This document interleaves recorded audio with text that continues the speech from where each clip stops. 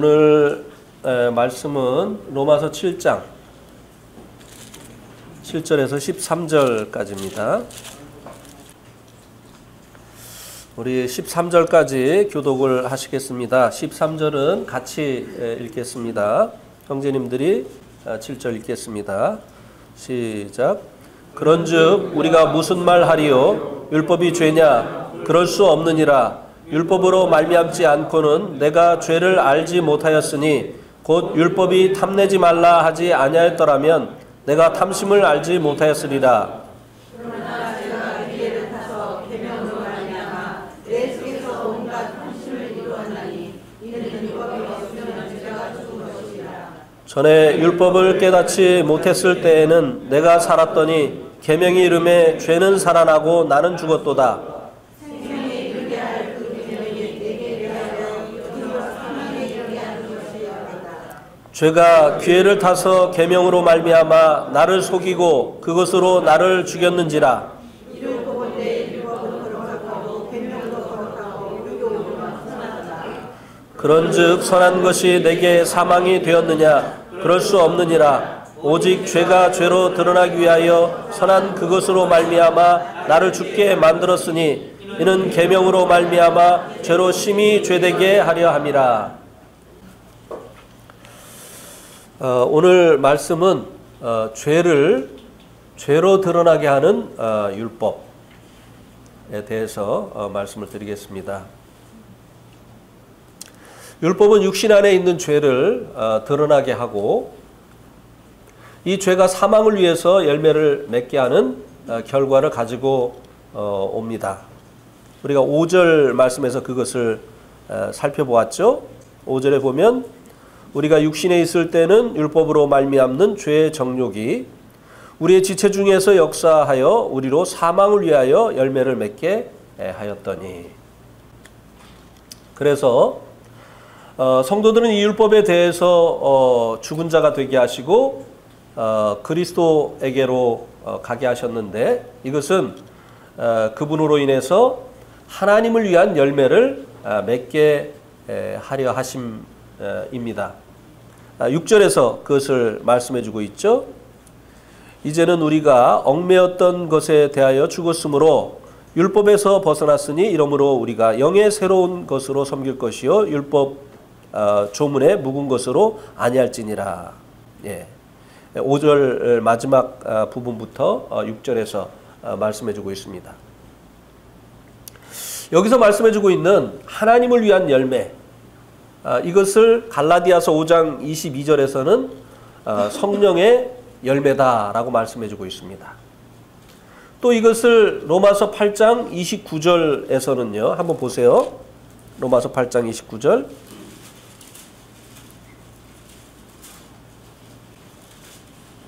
하나님이 미리 아신 자들을 또한 그 아들의 형상을 본받게 하기 위하여 라고 말씀해 주고 있는데요.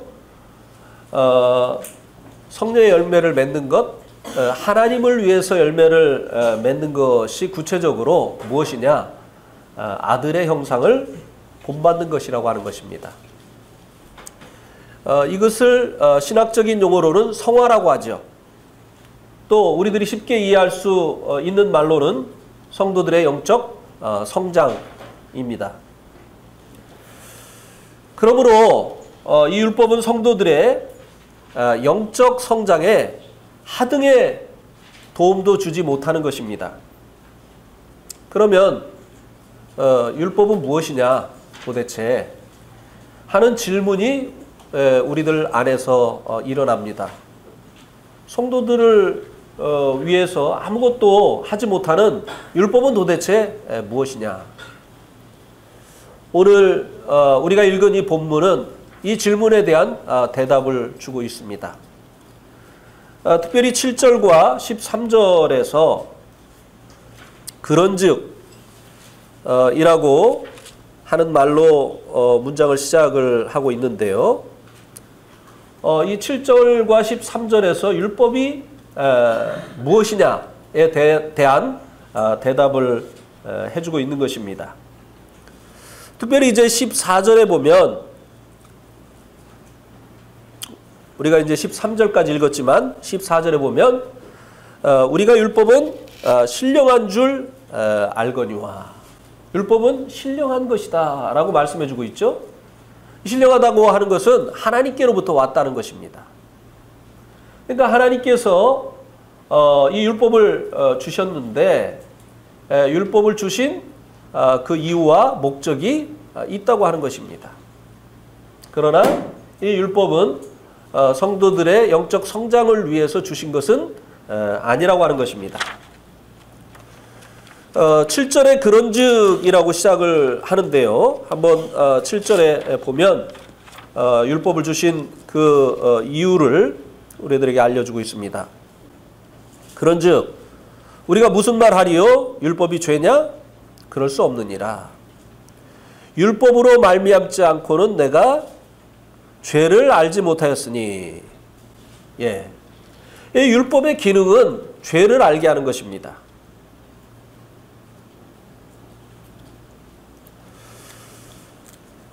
그래서 이제 로마서 3장 20절에도 보면, 우리 한번 또 로마서 3장 20절도 보겠습니다.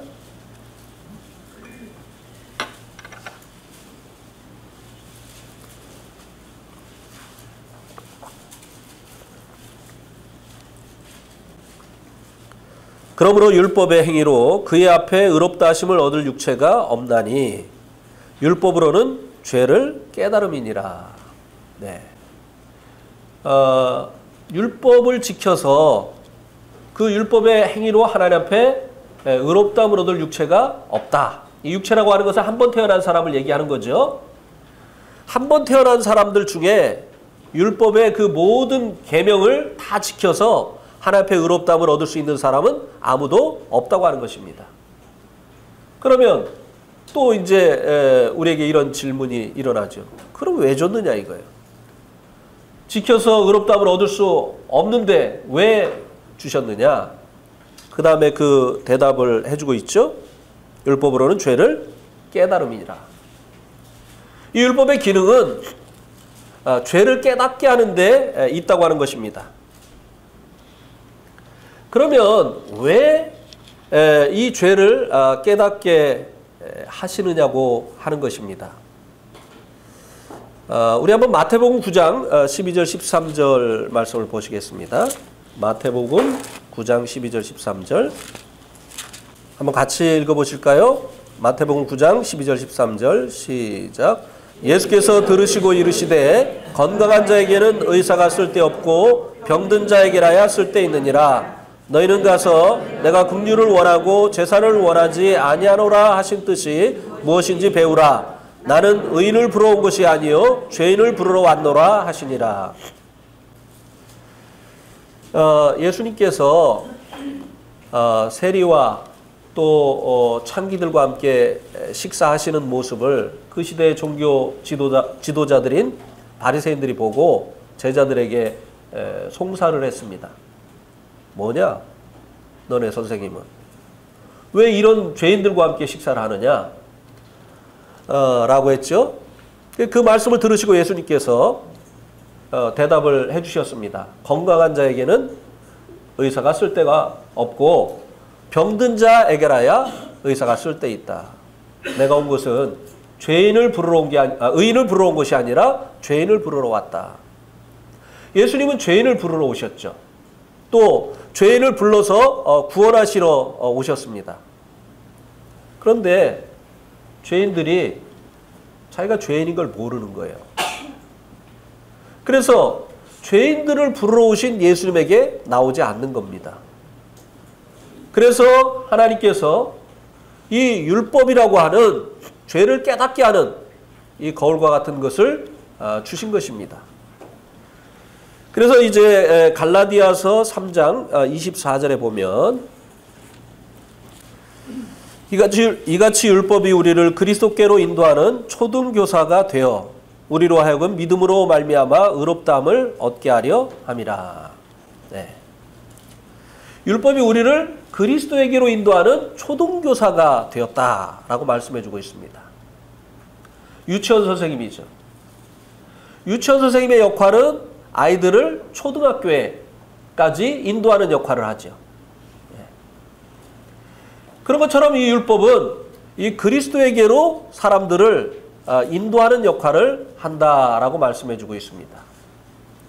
죄를 깨닫게 해서 죄인을 구원하러 오신 예수 그리스도에게로 인도하는 역할을 이 율법이 한다고 하는 것입니다. 그래서 23절에 보면 믿음이 오기 전에 우리는 율법 아래 매인 바 되고 계시될 믿음의 때까지 갇혔다.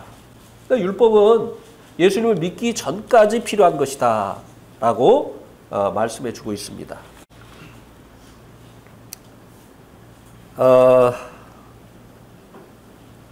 초등학교에 입학한 그 아이에게 유치원 교사는 더 이상 필요치 않은 것과 같은 것이죠.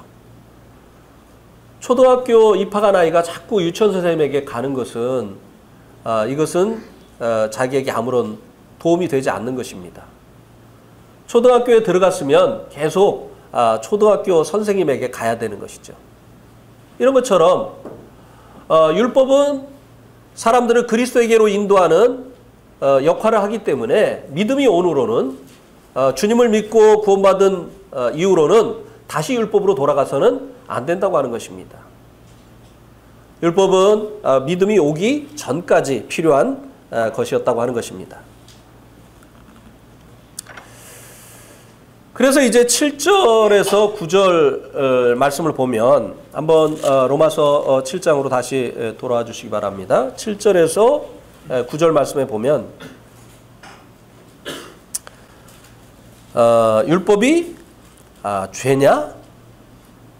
라고 이제 질문을 하고 있는 것을 볼 수 있죠.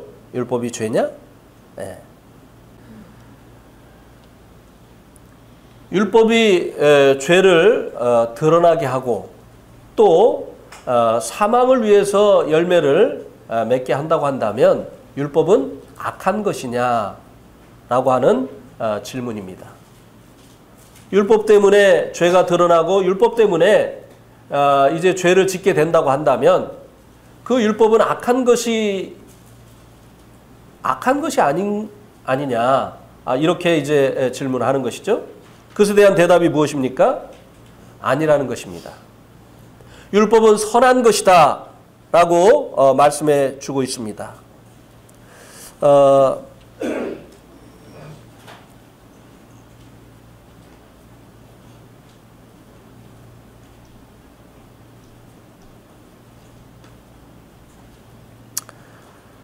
12절에 보면 이러보건대 율법은 거룩하고 계명도 거룩하고 의로우며 선하다. 율법에 의해서 비록 죄가 드러나고 또 이 죄로 인해서 사망을 위한 열매를 맺게 하지만 그러나 율법은 악한 것이 아니다. 죄가 아니다. 율법은 오히려 선한 것이다 라고 하는 것입니다. 선한 것이기 때문에 오히려 죄를 깨닫게 한다고 하는 것이죠. 탐내지 말라고 하는 이 율법을 통해서 탐심의 죄를 깨달았다고 사도 바울이 고백을 해주고 있습니다.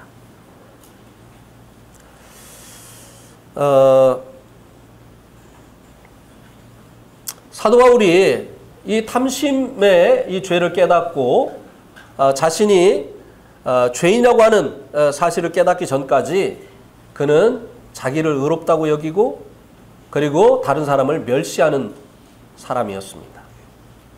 누가복음 한번 18장 9절 말씀을 한번 보시기 바랍니다.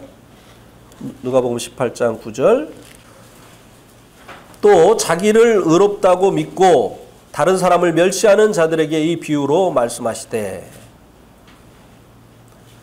11절에 보면 바리새인은 서서 따로 기도하여 이르되 이 사도 바울이 주님을 만나기 전에 바리새인이었잖아요.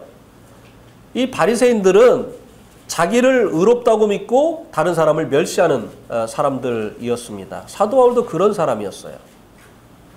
이 율법을 통해서 자기 안에 탐심이 있다는 사실을 깨닫고 이것을 통해서 자기가 죄인이라고 하는 사실을 깨우치기 전까지 그는 자기는 의인이다. 의로운 자다.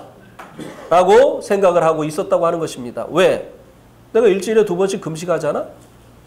그리고 소득의 11조를 드리고 있잖아? 그리고 저 토색하는 저 세리와 비교해 볼 때 나는 정말 의로운 사람이잖아? 이렇게 자기보다 못한 사람과 자기를 비교하면서 자기는 의인이라고 생각을 하고 살고 있었다고 하는 것입니다. 또 요한복음 8장 33절에서 예수님께서 유대인들에게 진리를 알지니 진리가 너희를 자유케 할 것이다. 라고 예수님께서 말씀하시니까 그때 그 말을 들은 유대인들이 뭐라고 했죠? 우리가 아브라함의 자손이거늘 남이 종된 적이 없는데 우리 보고 자유케 되리라고 하느냐? 아브라함의 자손이라고 하는 그 의미가 무엇입니까? 의인에게서 의인이 난다는 거예요. 아브라함이 의인이니까 우리는 의인에게서 태어났기 때문에 태어날 때부터 의인으로 태어났다고 하는 것입니다. 이렇게 사도 바울은 자기를 아브라함의 후손이다. 나는 의인이다. 라고 사도 바울은 이런 생각을 가지고 살아가던 사람이었다고 하는 것입니다. 그리고 8장 41절에서는 심지어 우리가 하나님의 자녀다라고 이야기를 했습니다. 태어날 때 이미 자기들은 하나님께로부터 태어났다는 거예요. 그런데 주님께서 이 의인이라고 말하고 있는 그들에게 뭐라고 했습니까? 죄를 범하는 자마다 죄의 종이다. 너희들 죄 짓고 있지 않느냐? 그래서 너희들이 죄를 이길 수 없기 때문이다. 너희들의 주인이 죄이기 때문이다. 종은 주인에 대해서 자유가 없지 않느냐? 너희들은 죄의 종이다. 예수님께서 이렇게 말씀을 하셨어요. 그 다음에 하나님의 자녀라고 주장하는 그들에게 너희 아비는 마귀다. 너희는 너희 아비 마귀에게서 났다. 이렇게 예수님께서 그들의 영적인 실상을 얘기를 해주었기 때문에 주님에 대한 적개심을 가지고 주님과 또 주님의 제자들을 핍박을 하였던 것입니다.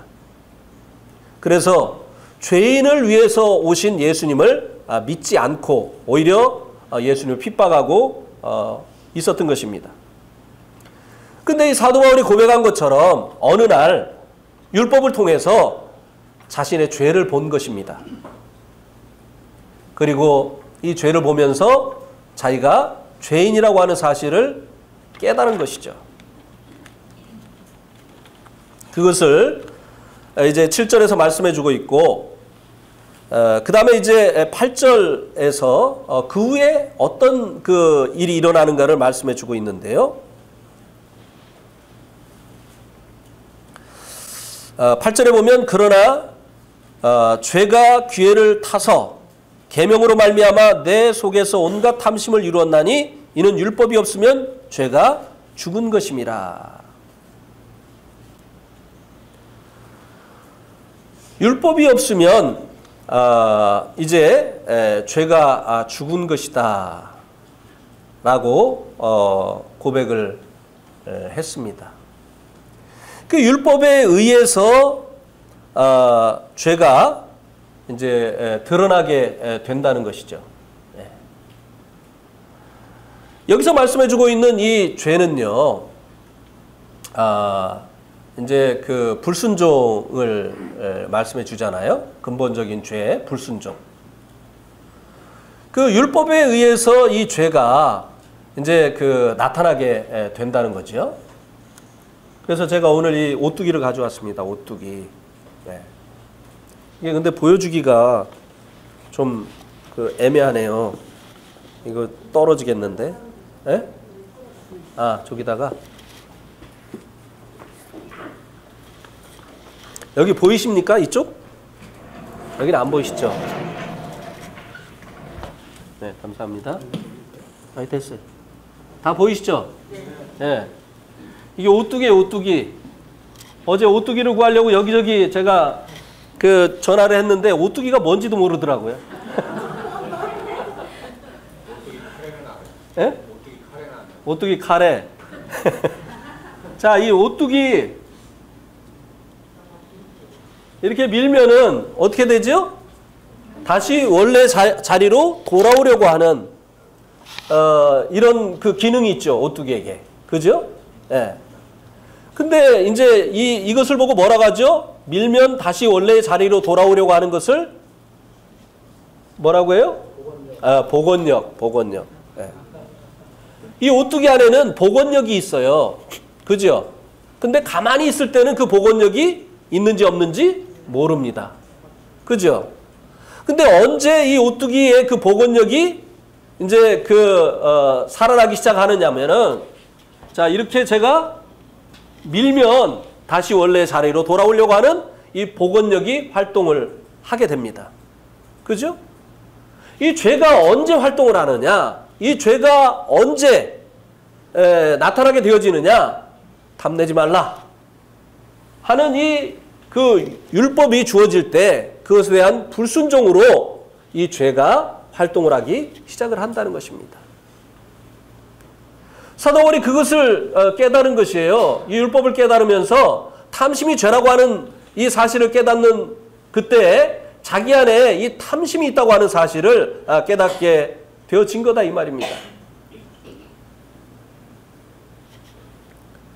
그는 계속해서 이 성경을 연구하고 율법을 연구하고 그리고 그것을 다른 사람에게 가르치는 일을 했습니다. 그러던 어느 날 그 율법이 자기에게 너는이라고 말한 거예요. 너는 계속 다른 사람들에게 이렇게 하지 마라, 이렇게 해라, 이렇게 하는데 너는 어떠냐? 너는 탐내지 않고 있느냐? 라고 그 다른 사람에게 가르치기만 했었던 그 말씀이 자기에게 돌아와서 손가락질을 한 거예요. 너는 어떠냐? 라고 했을 때 자기 안에도 이 탐심이 있다고 하는 이 사실을 깨닫게 되어진 것입니다. 그리고 다른 사람과 자기를 비교하면서 나는 의인이다. 우리 조상은 아브라함이기 때문에 나는 의인으로 태어났다. 나는 하나님께로부터 태어났다. 라고 생각하던 그것이 잘못되어졌다고 하는 사실을 깨닫게 되어진 것이라고 하는 것입니다. 저도 그랬어요. 저는 모태 교인이었습니다. 어머니 뱃속서부터 교회를 다녔어요. 그리고 저는 11조 교인이었습니다. 11조 떼먹지 않았어요. 11조를 드려도 저는 무명으로 하나님께서 왼손으로 하는 것을 오른손이 모르게 하라고 한 이 말씀을 기억하면서 11조를 이름을 안 써가지고 냈습니다. 무명으로. 근데 무명으로 해도 목사님은 알아야 인정을 받잖아요. 그래서 헌금통에다가 헌금을 안 하고 무명으로 헌금을 언제 했느냐면 새벽기도 시간에 강단에다 올려놨어요. 그래 목사님이 싹 봅니다. 아, 그 무명으로 제가 하는구나. 네. 그래가지고 말씀 시간에 목사님께서 될 입은 떡잎부터 알아본다고. 아, 내 얘기 아멘. 네. 네. 무명으로 하면서도 이제 무명으로 하는 것은 하나님만 아시면 된다고 하는 거 아닙니까? 그래도 무명으로 하면서도 목사님에게 인정받기를 원하는 그런 마음이 있었던 거죠. 네. 맞아. 떡잎은 될 잎부터 알아보는 거야. 그 다음에 저는 성수주의를 했어요. 네. 새벽 기도부터 마지막 찬양 집회까지 했습니다. 일주일에 2번 철야 기도를 했기 때문에 금요일날, 토요일날, 주일날은 거의 혼수 상태였어요.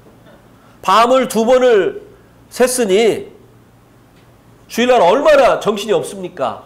그래서 이 주일날 이 각성을 시키는 방법이 뭐였냐? 커피를 물을 조금 타가지고 떡을 쳐가지고 그 커피를 먹는 겁니다. 그럼 조금 나아요. 네.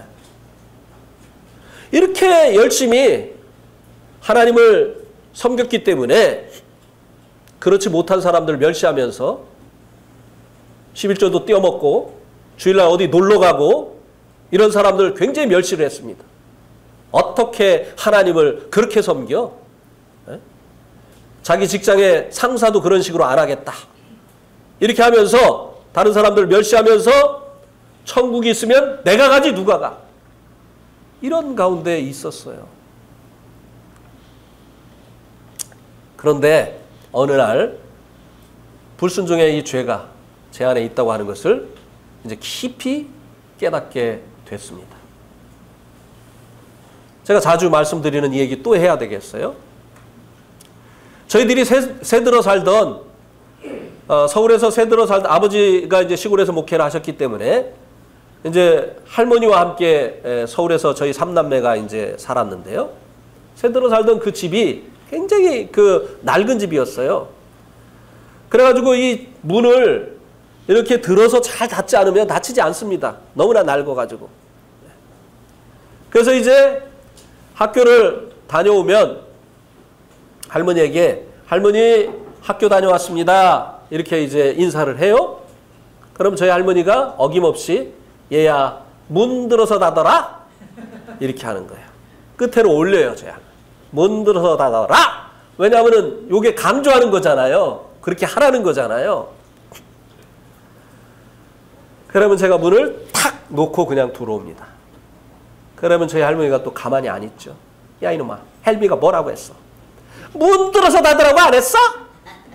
그러면 제가 아유 정말. 그럼 저희 할머니가 또 이놈 봐라.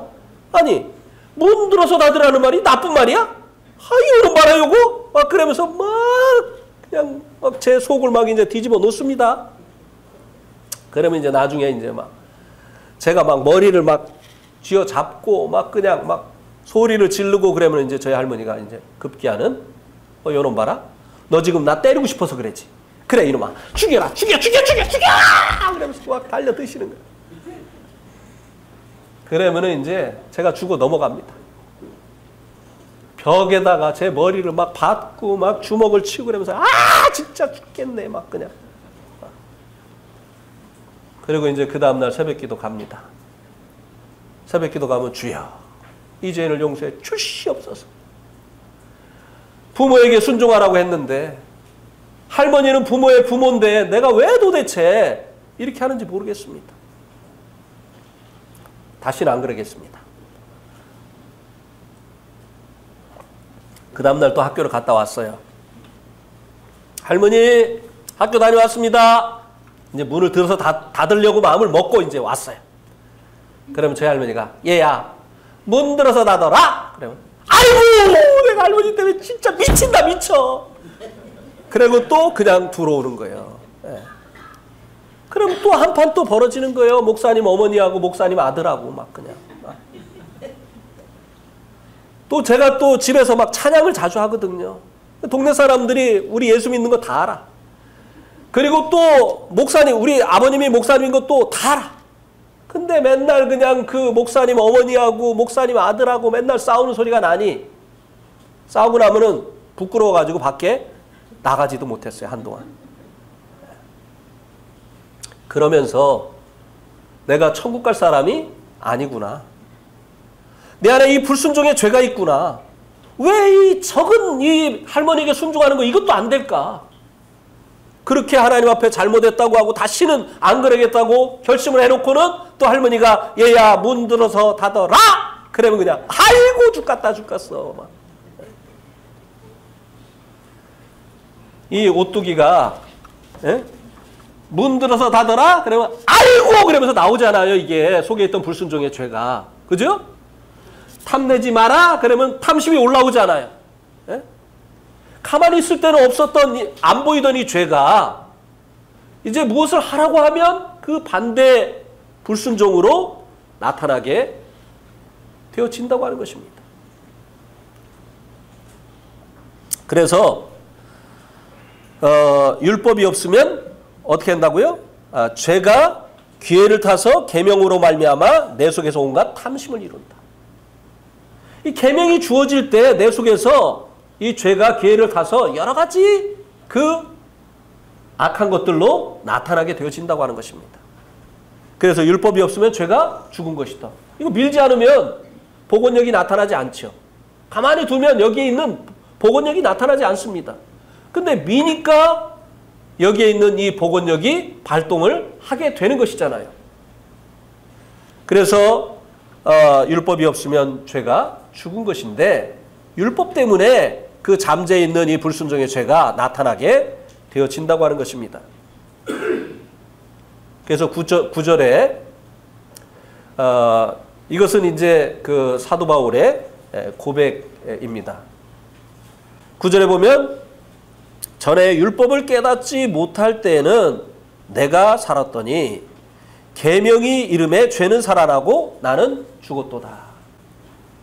율법을 깨닫지 못할 때, 그러니까 자기 안에 이 탐심이 있다는 것을 율법을 통해서 깨닫지 못했을 때, 자기가 죄인이라는 사실을 깨닫지 못했을 때 나는 의인이다. 나는 아브라함의 자손이다. 나는 하나님의 자녀다. 내가 갈 곳은 천국이다. 이렇게 살아있었다고 하는 것입니다.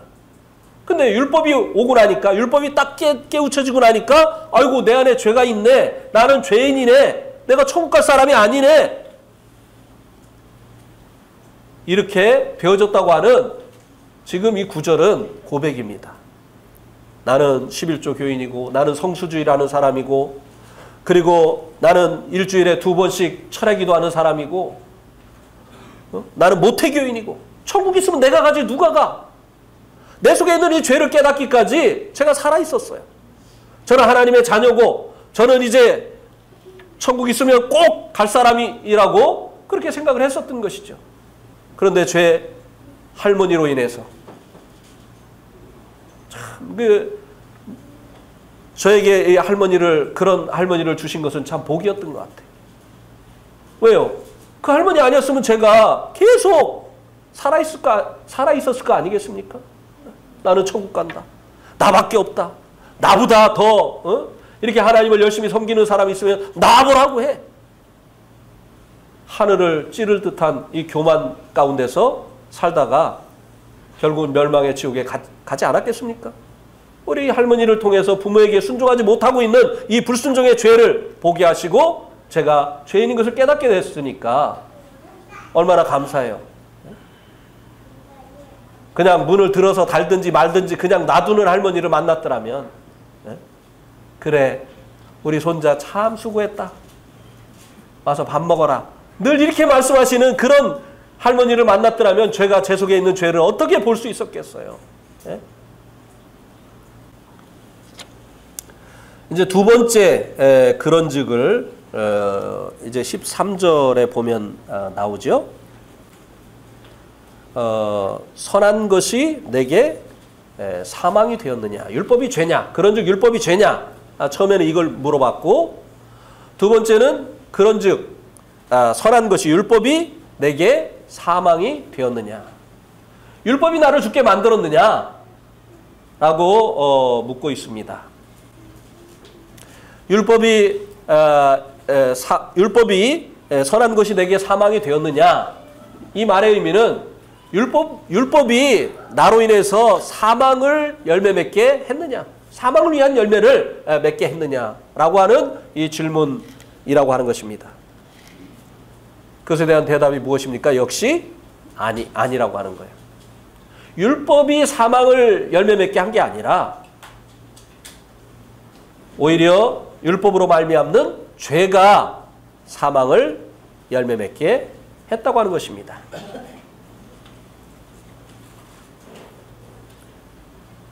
문들어서 닫으라고 하는 이 할머니의 그 명령이 나를 불순종하게 한 것이 아니라 내 속에 있는 이 문들어서 닫으라고 하는 그 말로 인해서 일어난 내 속에 있는 이 불순종의 죄가 나를 불순종하게 만든 것이라고 하는 것입니다.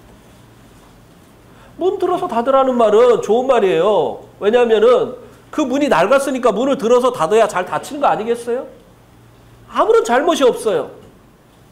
그런데 그 말을 듣고 내 속에서 불순종의 죄가 일어나기 때문에 그 불순종의 죄에 내가 이끌려서 불순종하게 되는 것이라고 하는 것입니다. 율법이 사망이 되게 하는 것이 아니다. 율법이 우리를 위해서 우리가 사망의 열매를 맺게 하는 것이 아니라 율법으로 일어난 죄가 우리를 사망의 열매를 맺게 한다고 하는 것입니다. 율법은 오히려 생명에 이르게 하는 것입니다. 레위기 18장 5절 말씀을 보시기 바랍니다. 레위기 18장 5절.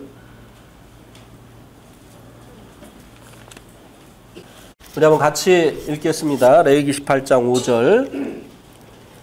시작.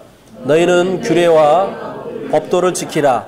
사람이 이를 행하면 그로 말미암아 살리라. 나는 여호와니라. 네, 율법은 생명을 위해서 주신 거예요. 율법 때문에 사망이 온 것이 아니라고 하는 것입니다. 율법으로 인해서 일어난 이 죄에 의해서 사망이 온 것이고, 그리고 사망을 위한 열매를 맺는 것이지, 율법의 그 규례와 법도를 지키면 그로 말미암아 살리라고 하셨습니다.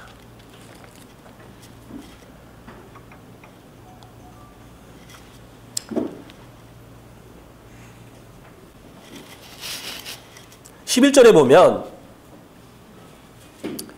죄가 기회를 타서 계명으로 말미암아 나를 속이고 그것으로 나를 죽였는지라고 말씀해주고 있죠. 죄가 언제 나타나느냐? 이거 이제 그것을 기회라고 했죠. 죄가 언제 나타나느냐? 계명이 주어질 때, 계명으로 말미암아. 예.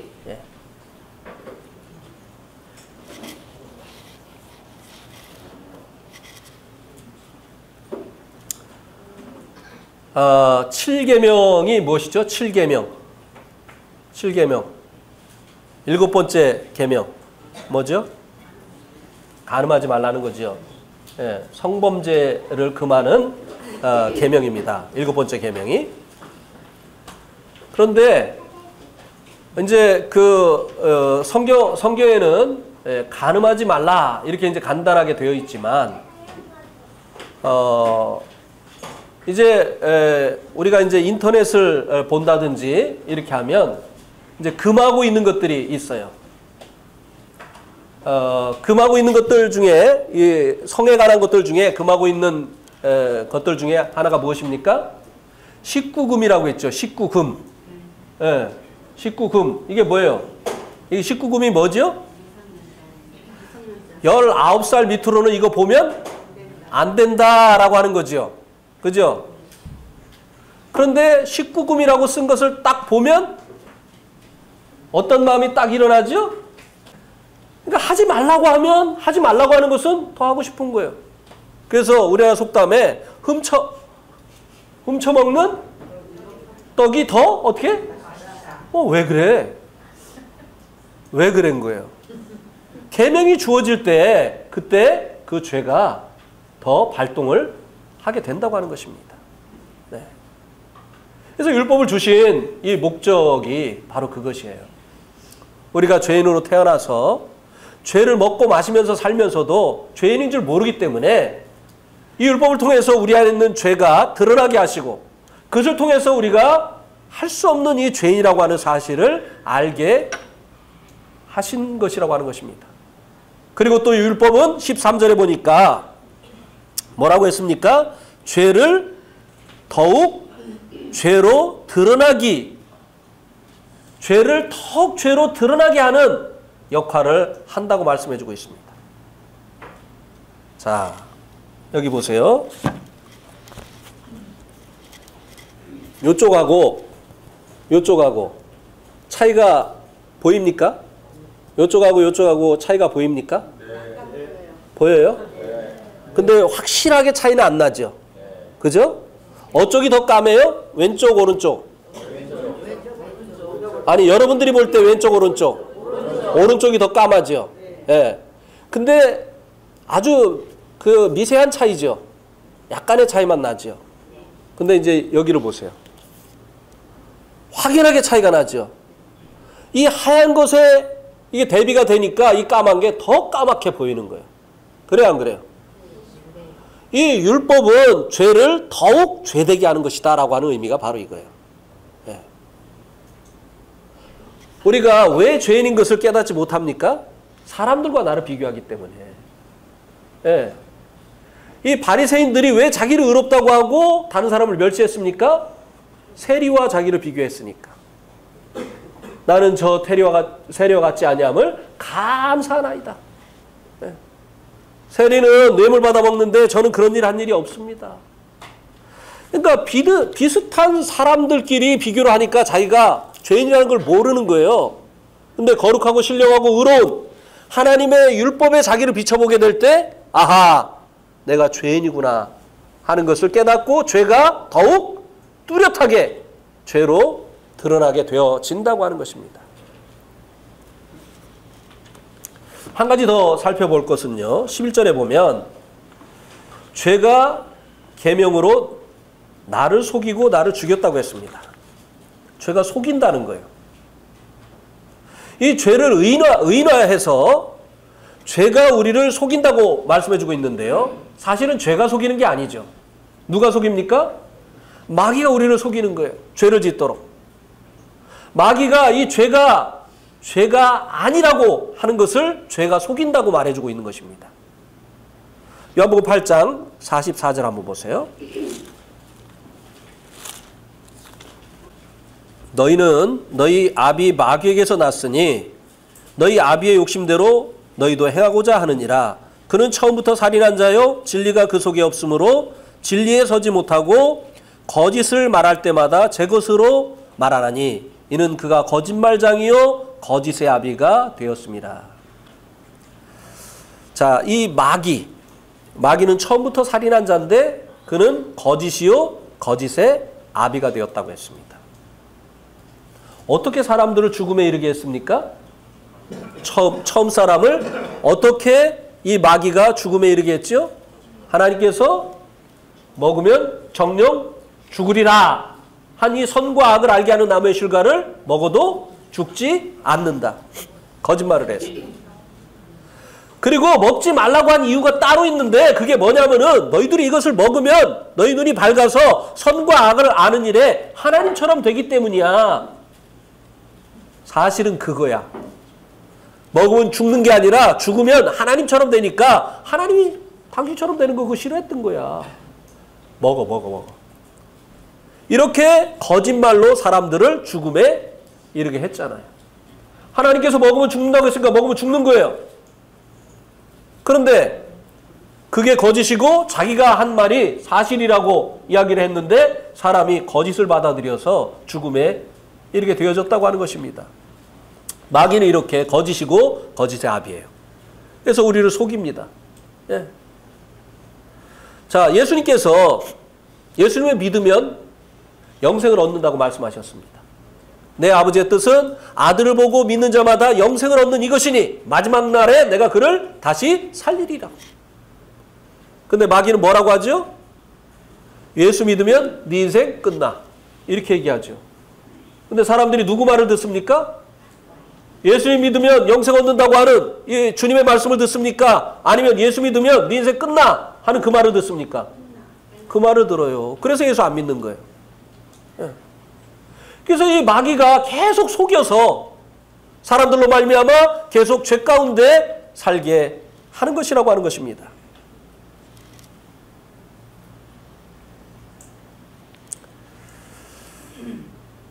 그래서 한번 창세기 3장 13절도 한번 보시기 바랍니다. 여호와 하나님이 여자에게 이르시되 내가 어찌하여 이렇게 하였느냐. 여자가 이르되 뱀이 나를 꿰므로 내가 먹었나이다. 마귀가 어떻게 했다고요? 꿰었다고 했죠. 예. 예.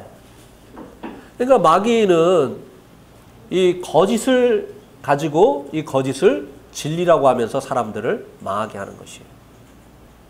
자, 한 구절 더 보겠습니다. 잠언 16장 25절 한번 보세요. 같이 한번 읽겠습니다. 시작. 어떤 길은 사람이 보기에 바르나 필경은 사망의 길이니라. 이거 두려운 말씀이죠. 어떤 길은 사람의 보기에 바른데 필경은 뭐라고요? 사망의 길. 그러니까 사람들이 자기는 생명의 길을 가고 있다고 생각을 하는데 어떤 길을 가고 있다고요? 그 사람이 사망의 길을 가고 있다는 거예요. 이게 무서운 거 아닙니까? 예. 세상에 여기서 말하는 이 길은 하늘 가는 길이죠. 성경에서 말하는 길은 하늘 가는 길이에요. 그러니까 종교를 얘기하는 겁니다. 세상의 모든 종교가요, 자기 이 종교가 천국 가는 길이라고 얘기합니다. 우리 종교가 지옥 가는 길이라고 말하는 종교 없어요. 그러니까 이 종교의 길을 가는 모든 사람들이요, 자기 이 종교의 길이 천국 가는 길이라고 생각을 하고 갑니다. 근데 어떤 길은 사람의 보기에 바른데 필경은 뭐라고요? 이게 무서운 거 아니에요? 그러면 왜 이 사망의 길을 사람들이 생명의 길이라고 생각하고 가느냐 이 말이에요. 거짓의 아비 마귀가 속이는 거예요. 사람들을 속이는 거예요. 많은 사람들이 이 죄에게 속아서 이 죄의 악한 이 길을 일생 동안 가는 것이고, 그리고 또 죄를 짓게 되는 것이라고 하는 것입니다. 남녀가 이제 결혼하기 전에 이제 그 연애를 합니다. 그러다가 어느 날 이제 잠자리를 하지요. 이거 죄입니까 아닙니까? 근데 이 죄를 죄라고 하면서 이 잠자리를 합니까? 아니면은 사랑이라고 얘기하면서 잠자리를 합니까? 사랑이라고. 너 나 사랑해? 그럼 내 소원 좀 들어줘. 오늘 나하고 좀 함께 있으면 안 돼? 오늘 집에 들어가지 마. 나를 사랑한다면 내 말 들어줘. 근데 그건 사랑이 아니거든요. 순결의 권리를 빼앗으려고 하고 있는 거거든. 좀 죄를 짓는 거거든요. 이게 마귀에게 속한 사람들이요, 계속 마귀가 주는 이 거짓으로 인해서 자기도 속는 거예요. 그 다른 사람도 속이는 거예요. 그래서 이 죄 가운데 사는 것이라고 하는 것입니다. 이것뿐만이 아니에요. 모든 것이 그렇습니다. 죄인데 죄를 죄라고 하지 않아요. 뇌물 주고받는 것을 뭐라고 하죠? 뇌물 주고받는 거 죄입니까 아닙니까? 안 될 일을 돈을 줘가지고 되게 하는 거, 이게 나중에 문제가 되잖아요. 그죠? 공사를 하는데 규정대로 철근 넣고 그리고 시멘트도 규정대로 해야 돼요. 근데 뇌물 받고 조금 넣는단 말이에요. 그러니까 그게 언제 문제가 됩니까? 지진이 일어날 때 문제가 되는 거예요. 이 정도 지진에는 견뎌줘야 되는데 무너지는 겁니다. 왜? 정상적으로 안 했으니까. 왜 정상적으로 안 했어요? 뇌물 받고. 그리고 또 감리하는 사람은 왜 그거 감리 안 했어요? 뇌물 받고. 근데 그것을 뭐라고 하죠? 관행이라고. 관행. 이 관행이라는 말이 참 무서운 말이에요. 죄를 지으면서도 이거 지금까지 해오던 일이라는 거예요. 이 관행이라는 말 뒤에 숨어 있는 이 범죄.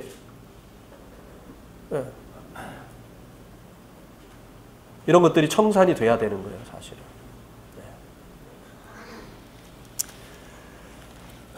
그래서 죄가 우리를 속인다고 하는 이 사실을 우리가 이 말씀을 통해서 기억을 해야 되겠습니다. 어쨌든 율법 자체는 거룩하고 선하고 의롭습니다. 그래서 이 율법이 죄로 드러나게 하고 죄를 또 심히 죄되게 하는 이런 기능을 가지고 있다고 하는 사실을 기억하시기 바랍니다. 또 다음에 또 로마서 7장을 더 할 거니까 그때 좀 더 말씀을 드리겠습니다. 오늘 여기까지 말씀을 드리겠습니다.